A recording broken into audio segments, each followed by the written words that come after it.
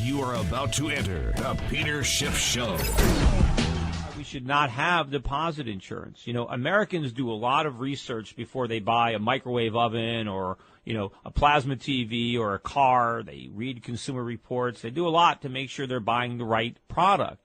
But no one does any research. They'll put $10,000 in a bank and they'll just pick the one closest to their house. Nobody cares because the government says it doesn't matter, because if your bank is doing stupid things with your money and they lose it, well, you know, you're bailed out. Now, if we had no deposit insurance, that wouldn't be the case. You know, banks would compete based on who's the safest, who's got the most conservative loan portfolio. But right now, if a bank tried to compete on safety, if a bank said, put your money in our bank because we don't make any risky loans. Oh, and by the way, because we're not making any risky loans, we got to charge a little extra for our checking accounts, and we're going to have to pay you a little lower interest on your CDs.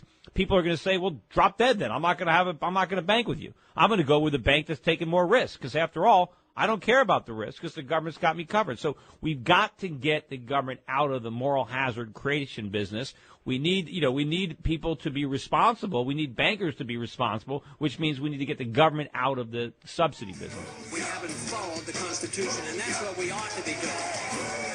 The system that we have today is ripping off the middle class and the poor. Can you imagine how great a nation we'd have if we didn't have the Federal Reserve System printing all this money?